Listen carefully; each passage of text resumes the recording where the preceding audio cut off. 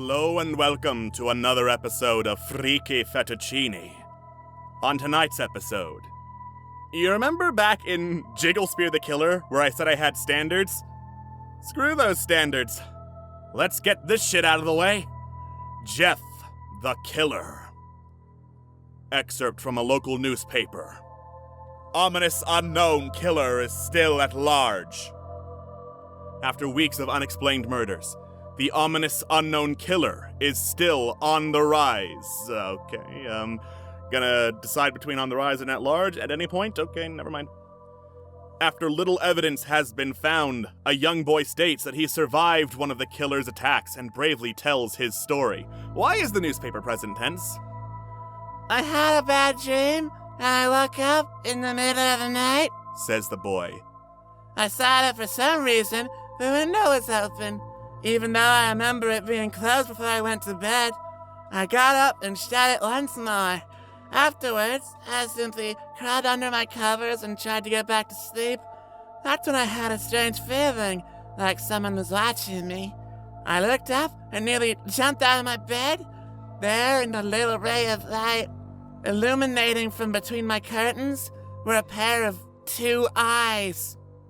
Oh my god, eyes, and 2 of them! These weren't regular eyes. They were dark, ominous eyes, says the boy of unknown age. They were bordered in black and just plain out terrified me. That's when I saw his mouth. A longer end smile that made every hair on my body stand up. The figure stood there, watching me. Finally, after what seemed like forever, he said it. A simple phrase, but said in a way only a madman could speak. No child talks like this. He said, "Go to Kip." I let out a scream. That's what sent him at me. He pulled up a knife, aiming at my heart. He jumped up on top of my bed. I fought him back. I kicked, I punched, I rolled around trying to knock him off me. That's when my dad busted in. The man threw the knife. It went into my dad's shoulder. The man probably would have finished him off if one of the neighbors hadn't alerted the police.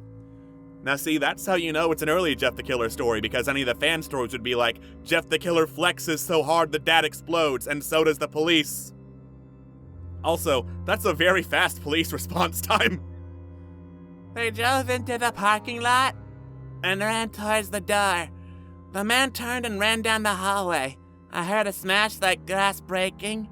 As I came out of my room, I saw the window that was pointing towards the back of my house was broken. Your house has a parking lot? Your house has a parking lot? I thought it was an apartment and was gonna let that slide, but no, you got a house with a whole ass parking lot.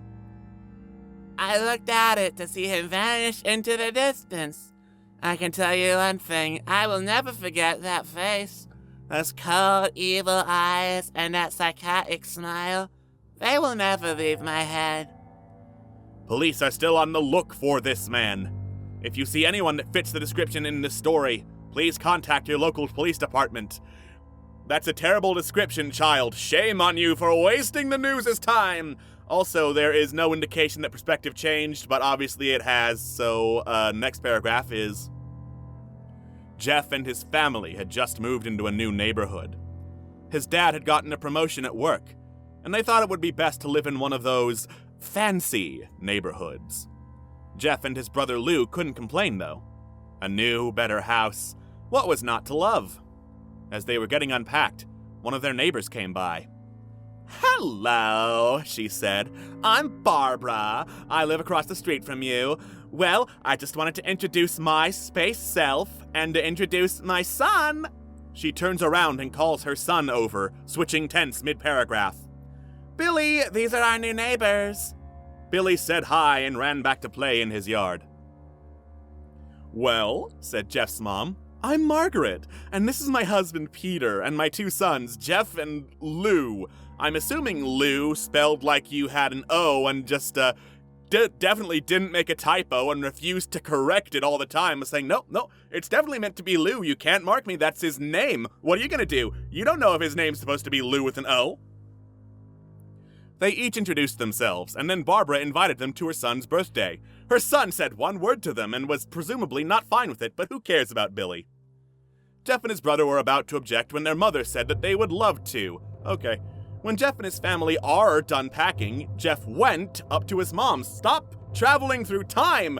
No wonder Jeff the Killer is like 17 and or 30 depending on the moment. Mom! Why would you invite us to some kid's party? If you haven't noticed, I'm not some dumb kid. Jeff, said his mother, we just moved here. We should show that we want to spend time with our neighbors. Now, we're going to that party, and that's final. Jeff started to talk, but stopped himself, knowing that he couldn't do anything. Whenever his mom said something, it was final. He walked up to his room and plopped down on his bed. He sat there looking at his ceiling, when suddenly he got a weird feeling. Not so much a pain, but a weird feeling. Great, I'm glad you clarified the weird feeling was a weird feeling. He dismissed it as just some random feeling. Thanks for wasting my time. He heard his mother call him down to get his stuff, and he walked down to get it. The next day, Jeff walked down space stairs to get breakfast and got ready for school. As he sat there eating his breakfast, he once again got that feeling.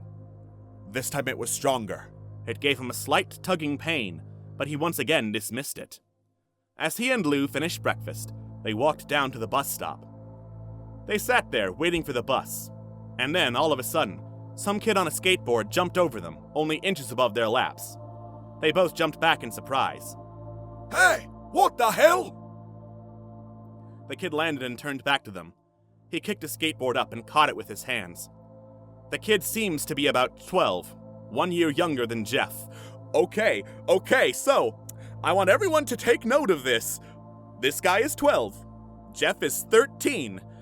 So at the time, everyone is calling Jeff this superhuman capable of amazing feats and overpowering everything, and also lusting over him. Jeff the Killer is 13! Gross. He wears an Aeropostale shirt and ripped blue jeans. Well, it looks like we got some new meat. Suddenly, 2 other kids appeared. One was super skinny, and the other was huge. Well, since you're new here, I'd like to introduce ourselves. Over there is Keith. Jeff and Lou looked over to the skinny kid. He had a dopey face that you would expect a sidekick to have. And he's Troy. They looked over at the fat kid.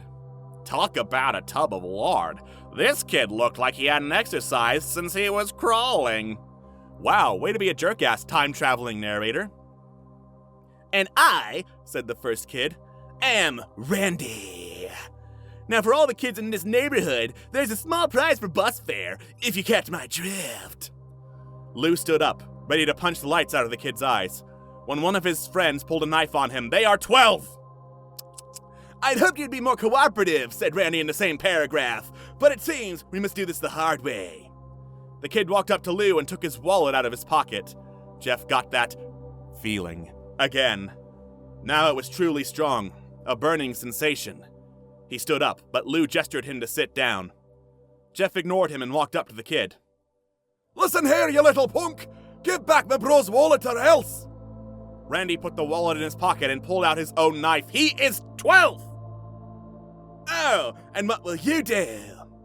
Just as he finished the sentence, Jeff popped the kid in the nose. As Randy reached for his face, Jeff grabbed the kid's wrist and broke it. Randy screamed and Jeff grabbed the knife from his hand. Troy and Keith rushed Jeff, but Jeff was too quick. He threw Randy to the ground. Keith lashed out at him, but Jeff ducked and stabbed him in the arm. Keith dropped his knife and fell to the ground screaming. Troy rushed him too, but Jeff didn't even need the knife. He just punched Troy right in the stomach and Troy went down. As he fell, he puked all over. Lou could do nothing but look in amazement at Jeff. Jeff, how'd you? That was all he said. They saw the bus coming and knew they'd be blamed for the whole thing. If these kids are regular problems in the neighborhood, wouldn't everyone report on them having fucking knives and robbing people? So they started running as fast as they could. As they ran, they looked back and saw the bus driver rushing over to Randy and the others. As Jeff and Lou made it to school, they didn't dare tell what happened. All they did was sit and listen.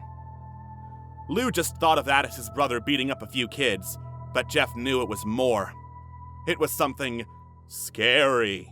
So basically anything but a creepypasta then. Heyo! As he got that feeling, he felt how powerful it was. The urge to just hurt someone. He didn't like how it sounded, but he couldn't help feeling happy. He felt that strange feeling go away and stay away for the entire day at school. Even as he walked home knew the whole thing near the bus stop, and how now he probably wouldn't be taking the bus anymore. He felt happy. When he got home, his parents asked him how his day was, and he said, in a somewhat ominous voice, "It was a wonderful day!" Next morning, he heard a knock at his front door. He walked down to find 2 police officers at the door, his mother looking back at him with an angry look. "Jeff, these officers tell me that you attacked 3 kids, that it wasn't regular fighting, and that they were stabbed. Stabbed, son!" Jeff's gaze fell to the floor, showing his mother that it was true. "Mom, they were the ones who pulled the knives on me and Lou." "Son," said one of the cops, "we found 3 kids, 2 stabbed, 1 having a bruise on his stomach, and we have witnesses proving that you fled the scene. Now what does that tell us? Do you not also have the knives matching those kids' fingerprints?" Jeff knew it was no use. He could say him and Lou had been attacked, but there was no proof it was not them who attacked first. I would assume there are multiple reports if knife attacks are a regular thing with these bullies who are 12 years old. They couldn't say that they weren't fleeing because, truth be told, they were. So Jeff couldn't defend himself or Lou. "Son, call down your brother." Jeff couldn't do it, since it was him who beat up all the kids. "Sir, it was me. I was the one who beat up the kids. Lou tried to hold me back, but he couldn't stop me." The cop looked at his partner, and they both nodded. Nodded. "Well, kid, looks like a year in juvie." "Wait," says Lou. They all looked up to see him holding a knife. The officers pulled their guns on the 12-year-old and locked them on Lou. "It was me. I beat up those little punks. Have the marks to prove it." He lifted up his sleeves to reveal cuts and bruises as if he was in a struggle. "Do you not have witnesses you're going to interview to say otherwise?" "Son, just put the knife down," said the officer. Lou held up the knife and dropped it to the ground. He put his hands up and walked over to the cops. "No, Lou, it was me! I did it!" Jeff had tears running down his face. "Ha, poor bro. Trying to take the blame for what I did. Well, take me away." The police led Lou out to the patrol car without any further questions because the police, I guess, are just going to accept any story as long as it involves these vaguely Scottish 13-year-olds. Yes, I know that Jeff isn't supposed to be Scottish, but fuck you. It's funnier this way. "Lou, tell them it was me. Tell them I was the one who beat up those kids." Jeff's mother put her hands on his shoulders. "Jeff, please, you don't have to lie. We know it's Lou. You can stop." "You really don't, though." You really don't, though. None of this twist makes sense. Let's just arrest Lou because Jeff is a criminal. I guess that's what happens. Jeff is a very easily identifiable criminal and has no powers, but they just arrest everyone else. That's his superpower. Jeff watched helplessly as the cop car speeds. Oh my god, 6 words, and you couldn't even maintain a consistent tense through them. As the cop car speeds off with Lou inside. A few minutes later, Jeff's dad pulled into the driveway, seeing Jeff's face and knowing something was wrong. Son, what is it?" Jeff couldn't answer. His vocal cords were strained from crying. Instead, Jeff's mother walked his father inside to break the bad news to him, as Jeff wept in the driveway. After an hour or so, Jeff walked back into the house, seeing that his parents were both shocked, sad, and disappointed. He couldn't look at them. He couldn't see how they thought of Lou when it was his fault. He just went to Kip, trying to get the whole thing off his mind. 2 days went by, with no word from Lou at JDC. No friends to hang out with, nothing but sadness and guilt. That is until Saturday, when Jeff woke up by his mother, with a happy, sunshiny face. I think that's how it's spelled, so I'll let that one slide. "Jeff, it's the day," she said, as she opened up the curtains and let light flood into his room. "What? What's today?" asked Jeff as he stirs awake. 4 fucking words! And you switched tense! "Why, it's Billy's party." He was now fully awake. Mom, you're joking, right? You don't expect me to go to some kid's party after... There was a long pause. Jeff, we both know what happened. I think this party could be the thing that brightens up the past days. Now get dressed. You need to go to the birthday party of a kid who said one word to you. Also, your brother is arrested and we don't really care. Go to a birthday! Jeff's mother walked out of the room and downstairs to get ready herself. He fought himself to get up. He picked out a random shirt and a pair of jeans and walked down space stairs. He saw his mother and father all dressed up, his mother in a dress and his father in a suit. He thought, why would they ever wear such fancy clothes to a kid's party? Don't point out the flaws in your own story, that makes it less funny for me. Son, is that all you're going to wear? Said Jeff's mom. Better than wearing too much, he said. His mother pushed down the feeling to yell at him and hit it with a smile. Now, Jeff, we may be overdressed, but this is how you go if you want to make an impression, said his father. Jeff grunted and went back up to his room. I don't have any fancy clothes, he yelled downstairs. Just pick out something, called his mother. I'm not going to say that I was wrong for saying you need fancy clothes when I very much know you don't have any because I'm a terrible mother. He looked around in his closet for what he would call fancy.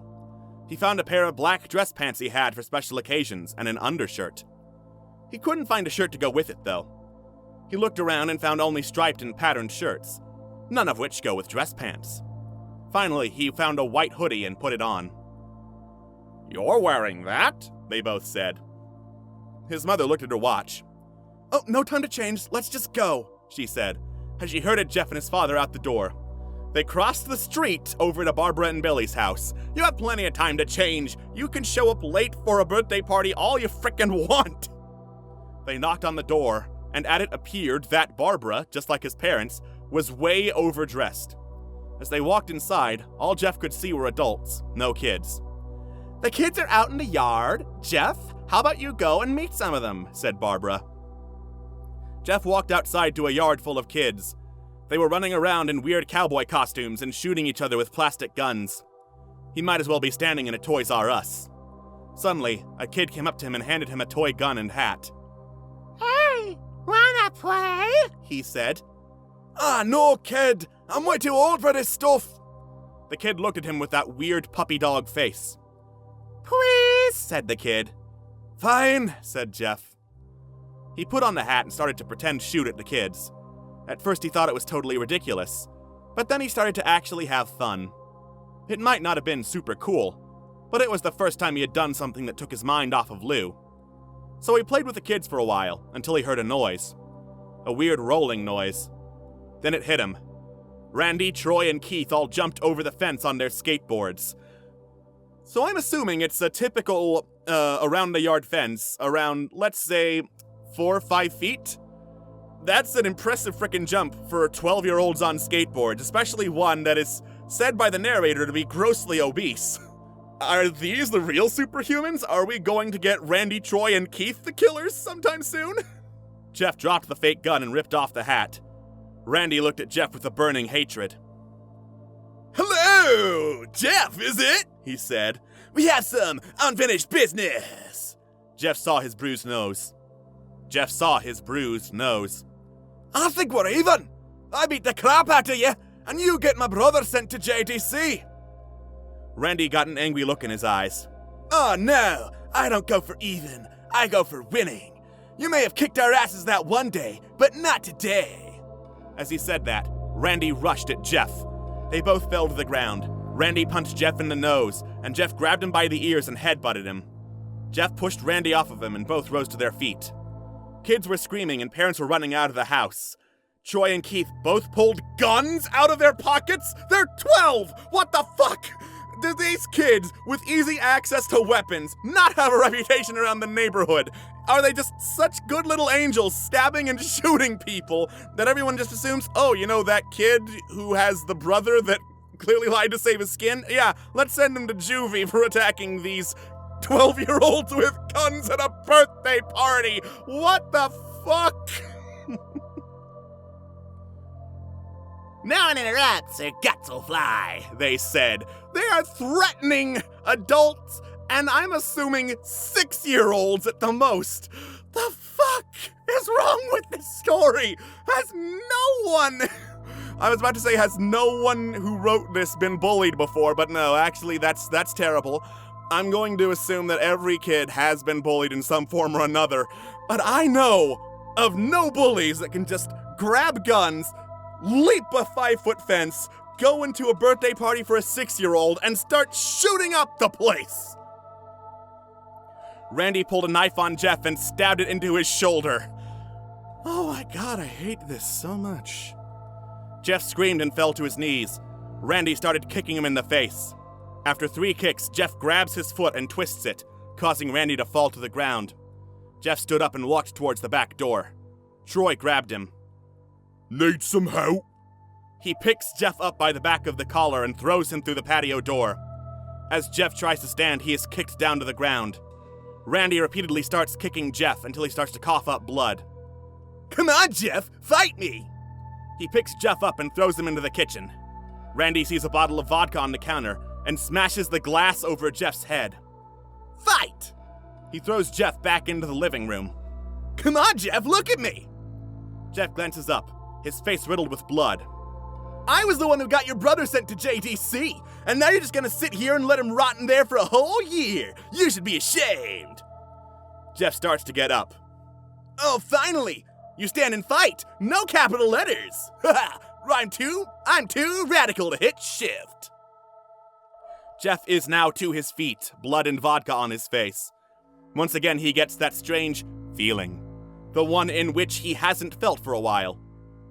Finally, he's up, says Randy, repeating what he just said, basically, as he runs at Jeff. That's when it happens. Something inside Jeff snaps. His psyche is destroyed. All rational thinking is gone. All he can do is kill. Now, I'd say it's pretty rational if some asshole admits to crimes in front of you and a bunch of other people, and his buddies pull a gun that you'd want to kill in self-defense, even if he's fucking 12. He grabs Randy and pile drives him to the ground. Fucking Jeff the Killer with the RKO out of nowhere.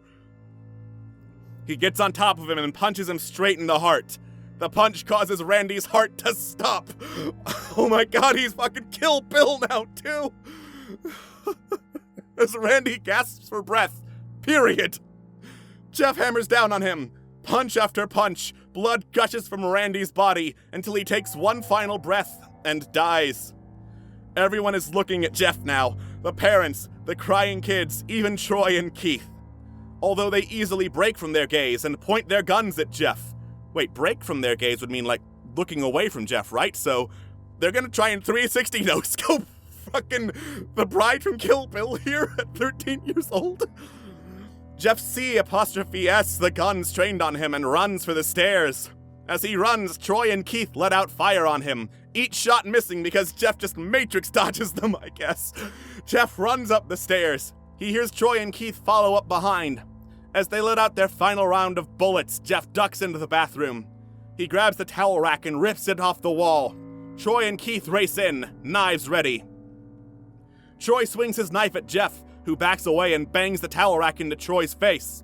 Troy goes down hard, and now all that's left is Keith. He is more agile than Troy, though, and ducks when Jeff swings the towel rack. He dropped the knife and grabbed Jeff by the neck. He pushed him into the wall. A thing of bleach fell down on him from the top shelf. Bleach is in the laundry room. It burnt both of them, and they both started to scream.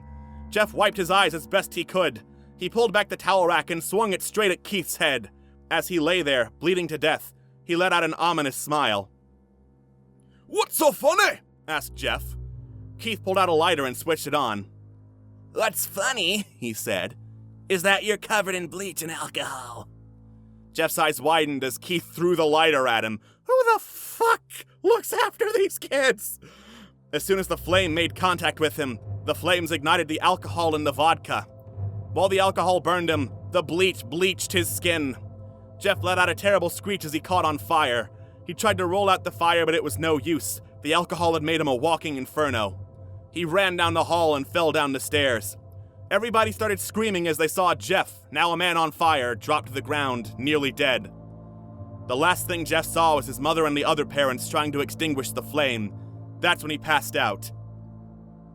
So before we get into the next part of the story, I'm assuming based on the effectiveness of the police that they're going to get all these eyewitness accounts of these 12-year-old kids leaping over a fence, pulling out deadly weapons, beating the shit out of Jeff and endangering a bunch of 6-year-old children and their parents, then setting a man on fire, and they're going to go arrest little Billy, the 6-year-old whose birthday it was. Billy had the knife, obviously. Now, in a scientifically accurate story, Jeff would be super fucking dead. Instead, we're gonna get this. When Jeff woke, he had a cast wrapped around his face. He couldn't see anything, but he felt a cast on his shoulder and stitches all over his body. He tried to stand up, but he realized that there was some tube in his arm. And when he tried to get up, it fell out, and a nurse rushed in. "I don't think you can get out of bed just yet," she said, as she put him back in his bed and reinserted the tube. Jeff sat there with no vision, no idea of what his surroundings were. Finally, after hours, he heard his mother. "Honey, are you okay?" she asked. Jeff couldn't answer, though. His face was covered, and he was unable to speak. "Oh, honey, I have great news. After all the witnesses told the police that Randy confessed of trying to attack you, they decided to let Lou go." This made Jeff almost bolt up, stopping halfway, remembering the tube coming out of his arm. "He'll be out by tomorrow, and then you two will be able to be together again." Jeff's mother hugs Jeff and says her goodbyes.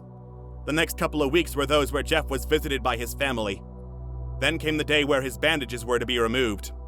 His family were all there to see it, what he would look like. As the doctors unwrapped the bandages from Jeff's face, everyone was on the edge of their seats. They waited until the last bandage holding the cover over his face was almost removed. "Let's hope for the best," said the doctor. He quickly pulls the cloth, letting the rest fall from Jeff's face. Jeff's mother screams at the sight of his face. Lou and Jeff's dad stare awestruck at his face. "What? What happened to my face?" Jeff said. He rushed out of bed and ran to the bathroom. He looked in the mirror and saw the cause of the distress. His face, it's horrible. His lips were burnt to a deep shade of red, his face was turned into a pure white color, and his hair singed from brown to black. That's not how fire works! His face would be fucking gone! There would be no nerve endings left, basically! Oh my god, that's not what bleach and vodka and or fire would do to you! They would fuck you up, but not that way! No. You're just being busy trying to justify the Photoshop image that's the source of Jeff the Killer. Okay, I see how it is. Whatever, this is terrible. He slowly put his hand to his face. It had a sort of leathery feel to it now. I'm amazed he can feel. He looked back at his family, then back at the mirror. "Jeff," said Lou, "it's not that bad." "Not that bad," said Jeff. "It's perfect."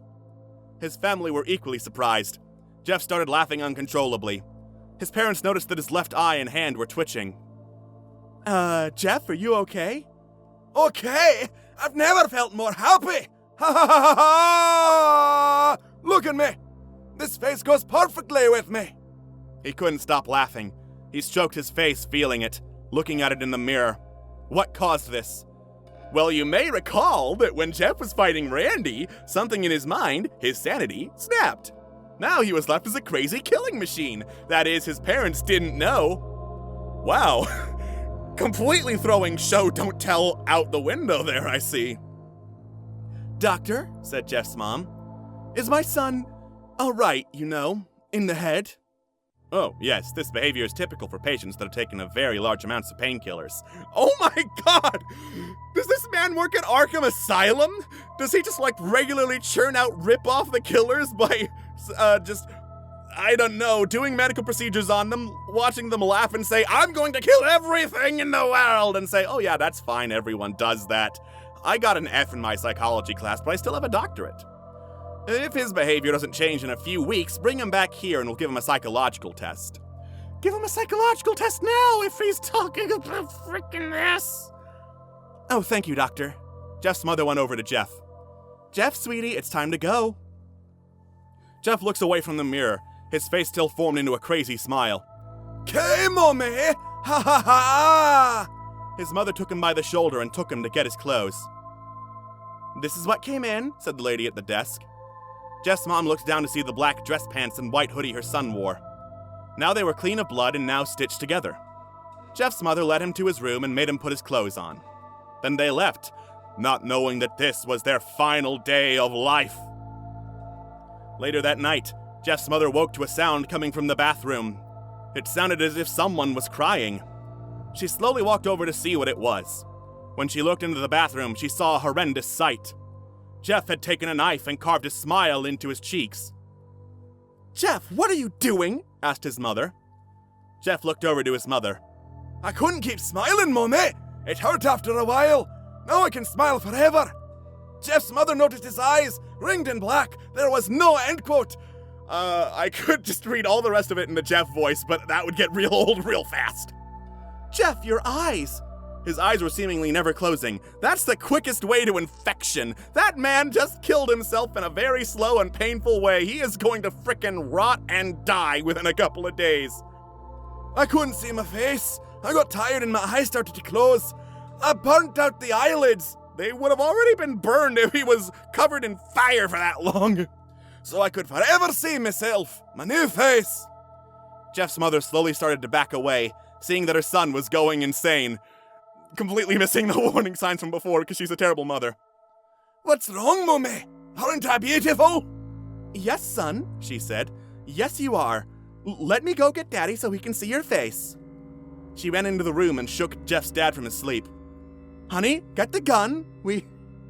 She stopped as she saw Jeff in the doorway, holding a knife. "Mummy, what the fuck? I'm 13 years old and having a psychotic breakdown, and your first thought is fucking kill me? Mummy, you lied!" That's the last thing they hear as Jeff rushes them with the knife, gutting both of them. You can tell this is an early creepypasta because that's the end of the gory description. His brother Lou woke up, startled by some noise. He didn't hear anything else, so he just shut his eyes and tried to go back to sleep. As he was on the border of slumber, he got the strangest feeling that someone was watching him. He looked up, before Jeff's hand covered his mouth. He slowly raised the knife, ready to plunge it into Lou. Lou thrashed here and there, trying to escape Jeff's grip. "Shh," Jeff said. "Just go to Kip." And that was Jeff the Killer.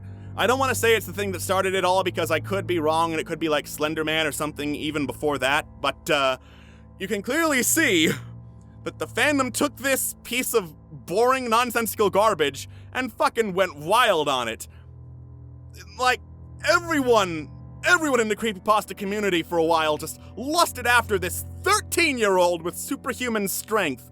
I guess they felt attached to him because he beat up bullies that had guns and set people on fire? ? But like, this man is clearly insane and homicidal. His first victims were his family and then his brother. His family maybe you could justify by them like being kind of apathetic and wanting to kill him afterwards. But his brother did nothing but lie and go to juvie for 2 whole days, and that's apparently enough for Jeff to decide I'm going to stab my brother, who I really, really liked earlier in the story, but now I'm a homicidal maniac. Which is a trait that people conveniently forget, because I guess Lou is also now a killer or something. They're just making everyone a killer because, hey, it worked for Jeff the Killer. He's really popular and people will love me now. And spoiler alert, no one does. Jeff the Killer is just an utter trash fire. This sucks. This super sucks.